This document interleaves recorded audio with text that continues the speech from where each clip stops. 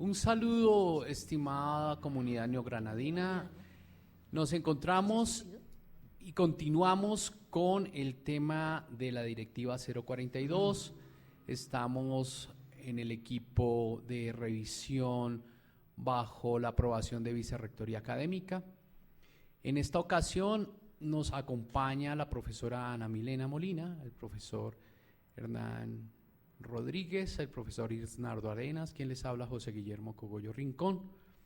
En este nuevo episodio número 2 vamos a hablar sobre la dimensión 1, construcción de subjetividades académicas. Profesores, bienvenidos, gracias a esta charla. Hola, nuevamente, muchísimas gracias, profe Cogollo. Como lo decía el profe Cogollo, hoy vamos a abordar la dimensión 1, que está relacionada con la construcción de subjetividades académicas. Para esta dimensión tan importante, que es base de este ejercicio de reforma a la Directiva de Planes de Trabajo, tenemos al profe Hernán, que nos gustaría que nos contara un poco a qué se refiere y cuál es el alcance de esta dimensión. Sí, buenos días para todos. Buenos días, profesora Ana, profesores Guillermo y Isnardo. Hola, buenos días. El referente principal de esta Directiva 042 gira alrededor de el ser, el saber y qué hacer, en términos de conocimientos y de saberes. Conocimientos científicos desde el punto de vista técnico y tecnológico, expresados a través de valores humanos, teniendo en cuenta el lema insigne de nuestra universidad: ciencia, patria y familia. Esta estructura requiere un contexto, es decir, un telón de fondo, que está compuesto por 4 escenarios. Los tiempos, que se refiere a la historia; los espacios, que se refiere a la participación geopolítica; las subjetividades y los procesos de comunicación. Esto lo voy a ir explicando en la medida en que vayan apareciendo las preguntas de mis compañeros. Entonces no sé si hasta el momento el profesor Isnardo tenga alguna pregunta, profe, o algún comentario. Profe Hernán, yo quisiera hacer una pregunta. ¿Cómo resumen usted el objetivo de esta dimensión 1? Para usted, ¿cuál cree que sería el propósito de esta dimensión 1 en términos de los planes de trabajo de los profesores? Sí, especificar qué se entiende por sujetos o subjetividades, a qué se refieren los saberes y los conocimientos científicos, y desde luego el quehacer, que es eminentemente investigativo y científico de una universidad. Esto con un telón de fondo, y es, como comentaba yo, los contextos. Entonces, no sé si consideran pertinente, o Guillermo, de pronto, antes de entrar a analizar cada uno de esos ítems o de esas perspectivas, ¿tienes algún comentario o algo, Guillermo? Sí, más que un comentario, Hernán, es una inquietud para ir aclarándole a la audiencia acerca de esa estructura de esta misma dimensión, la número 1, en esta versión que se actualizó. Bien, si les parece, comencemos con el concepto de subjetividades. Las subjetividades es algo muy sencillo, muy concreto. ¿Quiénes somos los sujetos dentro de esta perspectiva académica? Pues los estudiantes, los docentes, las directivas, tanto académicas como administrativas, que construimos nuestro proyecto de vida a través de saberes y conocimientos.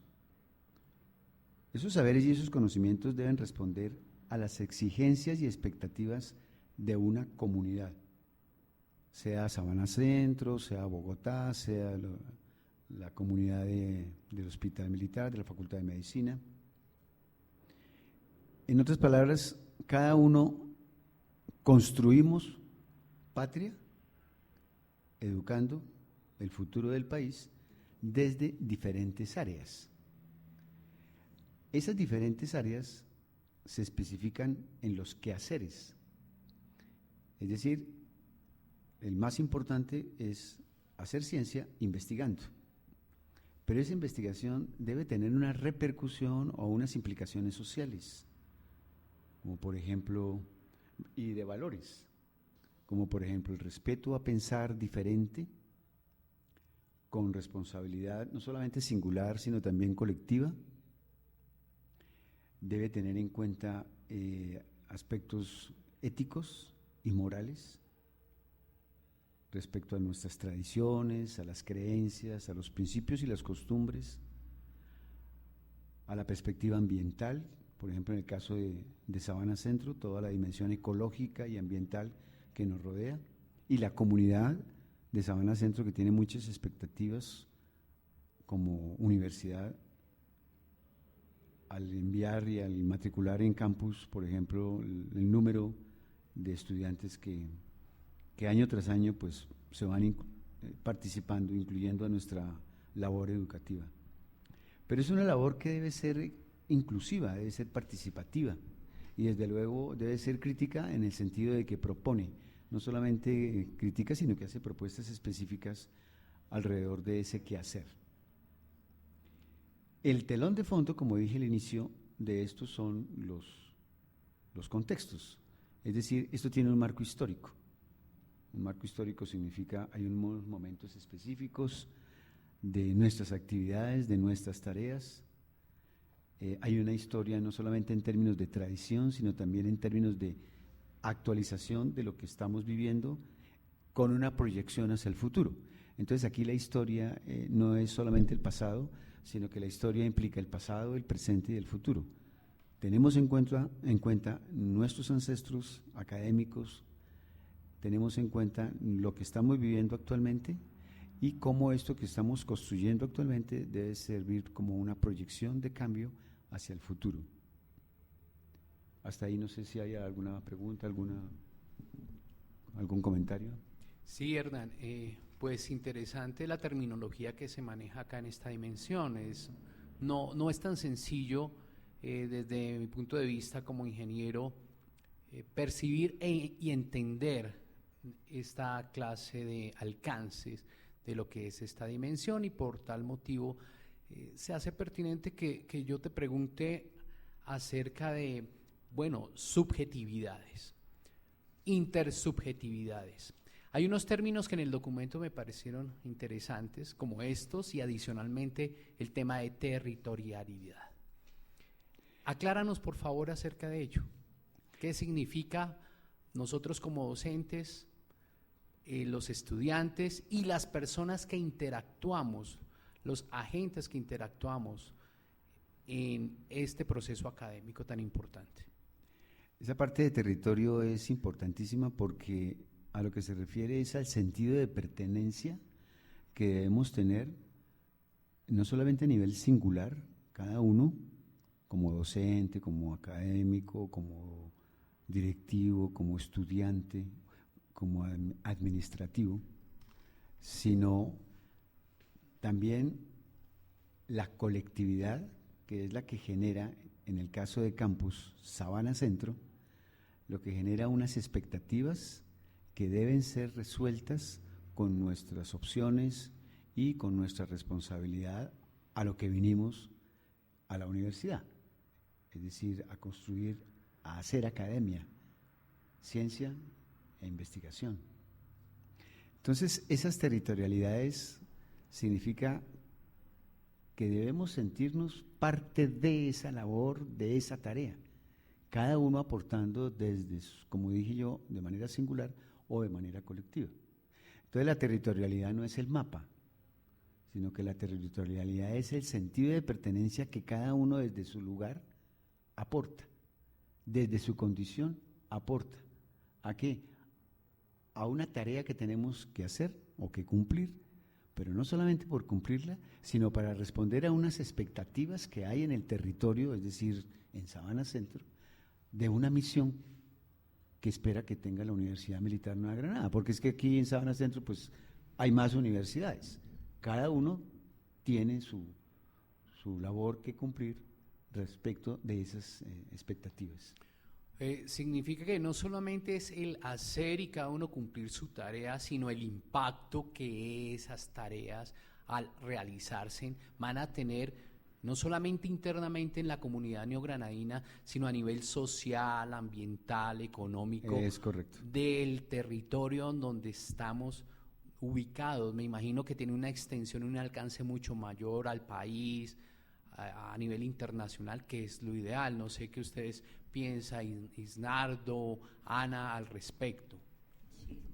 Bueno, Cogollo, yo quisiera pues aquí aprovechar este conversatorio. En esta propuesta, primero contarle al público que esta propuesta que fue hecha por profesores, ¿cierto? Todo el documento fue pensado por profesores y pues si bien algunos profesores invirtieron mayor tiempo en ciertas dimensiones, al final todos socializábamos y conocíamos el proceso de cada una de estas partes. Y a mí algo que me parece interesante y que no sé si el profe Hernán o la profe Ana nos pueda apoyar en la respuesta. A mí me parece algo interesante porque, como yo lo entiendo, la dimensión 1 se centra en el profesor, ¿cierto? Entonces, como a medida de que yo le permito al profesor interactuar con sus colegas, ¿cierto? Con sus pares académicos, interactuar con la comunidad, interactuar con los estudiantes, en otros contextos más allá del aula, porque pues la interacción en el aula obviamente está en otra dimensión que hablaremos después, pero en la dimensión 1 hay otro tipo de interacción de pronto más social, pero también más académica, porque, y es importante decirle a los compañeros que nos están oyendo, por ejemplo, se pensó en la posibilidad de que el profesor tuviera una descarga parcial para formarse en sus estudios o bien de maestría o bien de doctorado o en participar en otra formación que integre mejor su conocimiento, ¿cierto? Y también tener producción académica. Entonces, ¿cómo le podemos contar a los profes qué pensamos en ese momento cuando decimos, por ejemplo, no solo considerar la opción de una comisión de estudios, que obviamente es una descarga a tiempo completo, para que el profesor haga sus estudios de doctorado cuando no tienen esos estudios o de maestría, sino que aquí además está abierta la posibilidad de tener una descarga parcial, ¿cierto? Sin comisión, para tener, no sé, por decir un ejemplo, se considera que es importante que un profesor se forme en una maestría en Derechos Humanos, listo. ¿Por qué eso es importante? ¿Cómo va a impactar? Y pues se le podrían asignar un número de horas adecuado, por ejemplo, por decir aquí un modo ejemplo, 6 horas. No sé si alguno de ustedes quiere pronto andar más en esa idea para que los profesores se motiven a leer esta dimensión 1. Sí, gracias, profe Isnardo. Sí, creo que, y lo decíamos al inicio de esta conversación, esta dimensión es tan importante porque consideramos que es la base realmente del ejercicio fundamental de lo que debe ser una universidad, en términos de quién, de sus docentes. Creo que partimos del hecho de que el docente no puede ser simplemente un sujeto que repita, ¿sí?, procedimientos y procesos, sino que como sujeto responde a unas complejidades que nos dejaba claramente el profesor Hernán en evidencia en el escenario, porque es tan importante hablar de subjetividades. Que ese sujeto, que también se va transformando de acuerdo a sus momentos particulares, a sus momentos, a su experiencia, tanto como individuo, como sujeto, pero también como profesor, pues responde a las necesidades del entorno, pero sin que la universidad, reitero, pierda el norte en el sentido de que está hablando con un ser humano, ¿sí?, no un repetidor de conocimiento, destinado única y exclusivamente para unas tareas específicas y en algunos momentos pues para algunos ejercicios administrativos. Y eso pues responde también a la necesidad, y ahí creo que es otra de los escenarios muy interesantes que el profe Hernán nos planteaba ahorita, que esta dimensión empieza a hablar realmente de la inclusión, la diversidad y la equidad académica, ¿sí?, que creo que esas tres categorías articulan perfectamente lo que significa este sujeto. Y ahí me gustaría que el profe Hernán nos profundizara un poco más ahí. Yo quisiera, Ana y estimados profesores, digamos, aportar sobre nosotros y el quehacer del docente, que no está aislado y no es un sujeto único en donde en su particularidad está encerrado en sí mismo, sino el alcance de nuestras actividades y labores está, digámoslo así, compuesta también por esas intersubjetividades, ¿sí? El quehacer de mis compañeros, ¿cómo afecta a mi quehacer? Mi quehacer, ¿cómo afecta al de mis compañeros? ¿Cuál es el alcance real de estas tareas frente a los sujetos que son parte de nuestra comunidad, como son los estudiantes, como son los administrativos, como son las personas que colaboran en temas netamente, por ejemplo, del aseo? Entonces, digamos, socialmente activos, somos personas que de una u otra forma aprendemos unos del otro. Entonces, ¿cuál es la importancia de el quehacer, por ejemplo, del profesor Hernán, del profesor Isnardo, y cómo de una u otra forma aporta también a mi quehacer? No sé si ese tema de intersubjetividades, Hernán, tú que eres experto en el tema, nos puedes aclarar y profundizar hacia dónde más va esta dimensión tan importante de esta Directiva 042. Sí, desde luego todos, cada uno de ustedes han planteado los elementos que le apuntan a algo que se llama proyecto de vida. Entonces, esas intersubjetividades tocan un proyecto de vida que debe tener un sentido, entendiendo por sentido una direccionalidad, deben estar orientadas hacia algo.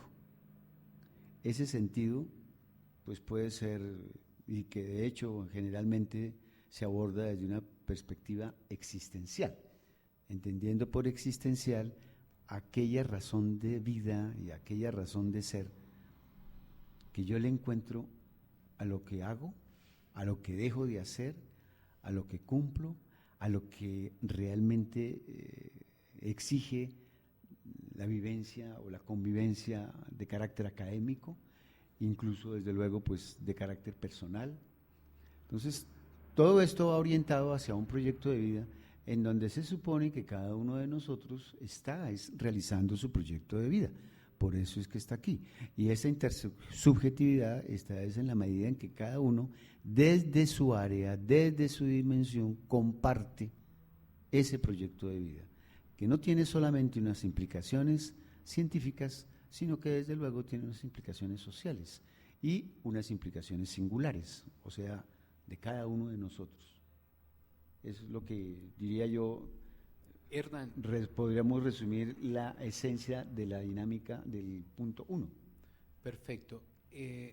Esto significa, cuando hablamos de proyecto de vida, que no solamente somos la representación de actividades en docencia, en investigación, extensión, sino adicionalmente podremos hablar de actividades propiamente del ser humano que enriquecen de una u otra forma su ser.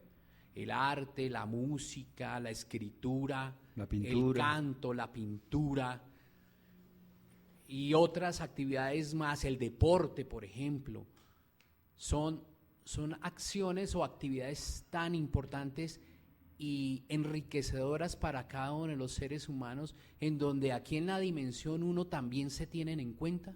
Sí, no solamente como complementarias, eso es bien interesante aclararlo. Lo que acabas de nombrar casi siempre se mira como algo complementario, es decir, un aditivo, un relleno.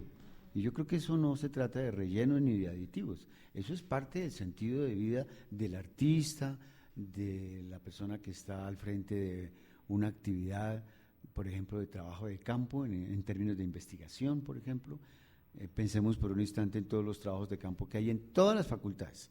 Todas las facultades tienen un contacto directo a través de lo que llamamos extensión y proyección social, pero que tienen unas actividades que van más allá de la actividad en sí misma, sino que es la donación, es la participación mía con la comunidad, lo que entre otras cosas genera expectativas, no tanto expectativas, sino compromisos con la comunidad.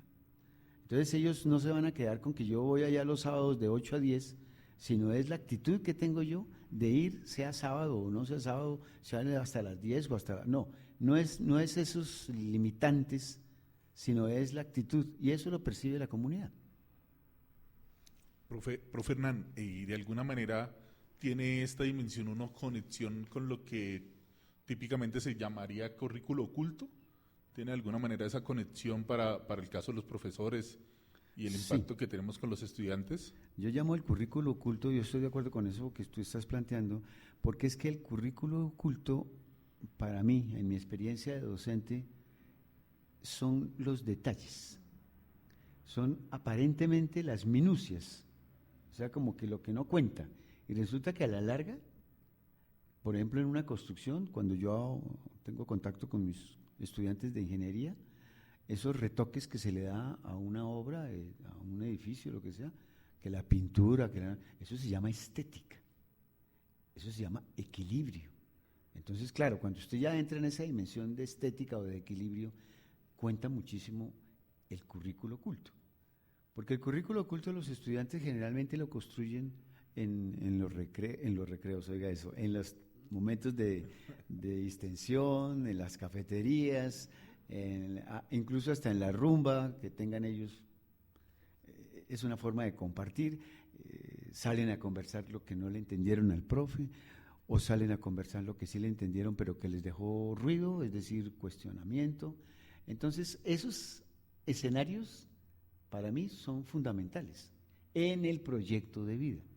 Entonces hay que ponerle muchas bolas al famoso currículo oculto, porque para mí es más evidente a veces que lo que nosotros pensamos que es evidente. Y no lo percibimos porque nosotros como que estamos en cosas que pensamos que son más importantes. Y resulta que esa cotidianidad, que es el escenario de lo oculto en términos de currículo, es lo que deberíamos nosotros tener en cuenta e incluso de una manera u otra evaluarlo, porque eso también es evaluable. Y se podría evaluar en un conversatorio, por ejemplo, con los estudiantes, en un encuentro informal. Usted puede perfectamente encontrar una manera de evaluar qué fue lo que los tocó, qué fue lo que les generó indiferencia, y analizar, por ejemplo, por qué les generó indiferencia. Eso es evaluación. Y eso también hay que tenerlo en cuenta dentro de ese proceso formativo del proyecto de vida de los estudiantes, del profe, etcétera. Sí, y yo diría, profe Hernán, que no solamente los estudiantes, creo que en nuestra experiencia como docente, cuando vamos a eventos académicos o cuando hablamos de nuestro quehacer en el Willis, aquí en el campus, tomando el café, es más allá de solamente una anécdota, sino de cómo hacemos nuestro ejercicio y de que aprendemos también de las experiencias de nuestros colegas. Yo también diría que esta directiva, otro de los valores que vamos a profundizar más adelante, y uno lo ve en los ejercicios de investigación, sobre todo de investigación para la formación investigativa, ¿sí? Creo que los semilleros también se convierten en un espacio importante, ¿sí? Investigar en términos de formación significa también recoger esas inquietudes de los estudiantes, que pues ahí creo que el gran desafío es articularlo con las inquietudes del docente, ¿sí? Y eso forma proyecto de vida, ¿sí? Vemos que ahí salen unas propuestas de investigación muy interesantes que reflejan esos intereses. Entonces esta dimensión tiene esa base de permitirnos dar la entrada a la profundización de las otras dimensiones dentro de la propuesta de la reforma. Sí. La pregunta del profe Nardo y el comentario tuyo, Ana, son muy importantes tenerlos presentes. La gente no se le ocurre mucho lo del currículo oculto, pero eso es más importante de lo que uno cree. Listo. No, gracias. Y un poco esta dimensión de alguna manera también ha dejado ver que tiene conexiones con todas las demás, ¿no? Tiene conexión con la docencia, tiene conexión con la institución, con mejorar la institución, tiene conexión con la investigación y tiene conexión con la proyección social y con la gestión académica. Creo que es muy importante, pues de mi parte siempre la invitación va a ser a que los colegas que nos están escuchando le den una revisada, propongan, porque el objetivo al final es que si se nos pasó algo, si algo no está cubierto y consideran que es importante y va a impactar positivamente la institución y las personas que hacemos la institución, los profesores, los estudiantes, pues agregarlo en esos comentarios que se van a poner a disposición de ustedes muy prontamente para mejorar este documento, que es la propuesta que esperamos los directivos al final generen para que ojalá en el 2027 vamos a hacer una nueva forma de hacer planes de trabajo con esta visión más integral, ¿cierto? Porque en últimas lo que propone la dimensión 1, si lo pudiéramos resumir, bueno, yo soy matemático y tratamos de simplificar las cosas, ¿cierto? En algunos aspectos, en otros las complicamos más, pero en la parte que si yo lo tratara de simplificar, esto lo que busca es ese centro en el profesor y cómo ese profesor, en la medida que hace un trabajo integral hacia el interior de él, también lo va a hacer hacia el exterior de él. ¿Sí? Así lo entiendo yo la dimensión 1 y pues los invitamos a los colegas a que lo revisen. Muchas gracias, Isnardo, Hernán, por todos estos comentarios. Efectivamente, ya se nos está pasando para este episodio el tiempo. Como bien lo formuló el profesor Isnardo, hagamos un cierre, Hernán, acerca de esta dimensión, teniendo en cuenta que este es el segundo episodio de el podcast que abrimos para la Directiva 042 y obviamente para toda la comunidad neogranadina, en especial los docentes. Pero esta dimensión abarca mucho más que eso desde adentro de la persona, sino, como bien lo explicó Hernán, lo comentamos acá, las intersubjetividades son importantes en nuestra territorialidad. Entonces, Hernán, concluyamos para un docente que nos está escuchando esta dimensión número 1, equivalente al episodio número 2 de este podcast. ¿Qué significa, qué abarca y cuál es el alcance y cómo un docente puede lograr dentro de su plan de trabajo actividades asociadas a esta dimensión tan importante y crítica? Pienso que es la columna vertebral para entender las otras adicionales que vienen en los siguientes episodios de este trabajo de comunicación. Para mí lo más importante de esta número 1 es lo que vamos a ver reflejado en las otras dimensiones, que es la capacidad de comunicación desde el punto de vista de la interpretación de lo que comunicamos. Es decir, si no fuera porque nosotros somos seres eminentemente comunicativos, pues no sería posible todo lo que estamos planteando. Quizás la comunicación la entendemos todavía, y en esto pues la profesora Ana nos puede ampliar mucho más, ese modelo clásico del emisor y el receptor. Y eso desde cualquier facultad de comunicación social o en cualquier facultad, pues eso ya no funciona así, de que yo hablo y usted escucha, sino que hoy la misma dinámica en la que estamos de cara a todos los procesos de investigación que nos viene en unas dimensiones, incluso hasta, no sé si sea muy atrevido decirlo, poshumanistas, es decir, más allá de lo humano, es el sentido de la interpretación de esa comunicación. Entonces una cosa es que uno exprese una idea, el cuento no está o el problema no está en que usted exprese la idea. El conflicto o el problema resulta es en la interpretación que se da de esa idea, de la comunicación, de la manera como usted la comunicó, de la manera como la hizo llegar o la hizo pública. Entonces hay infinidad de interpretaciones. Hermenéutica. Y exactamente, y esa hermenéutica, esa capacidad de interpretación es lo que nos reta a nosotros, a los acuerdos. Y cuando usted llega a un acuerdo, pues tiene que aparecer lo mínimo, que es el respeto a ese acuerdo. O sea, el respeto pues indudablemente requiere un discurso de discusión, de elaboración, de comprensión. Todo eso para mí es fundamental de este primer aspecto de la directiva. Entonces el llamado que hacemos también es que esa comunicación que pretendemos hacer a través de los decanos, de las directivas de la universidad, de los directores de departamento, etcétera, fluya. Y fluya con una actitud crítica, pero de transformación. No hay una crítica negativa, sino simplemente que sume, no por sumar, Que construya. sino que construya esa comunicación.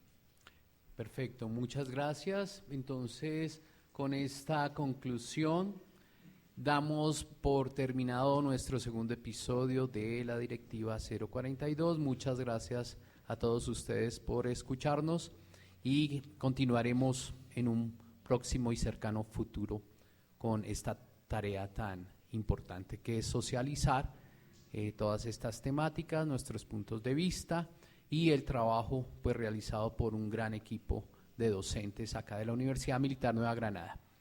Un abrazo, muchas gracias. Gracias a todos. Gracias a todos.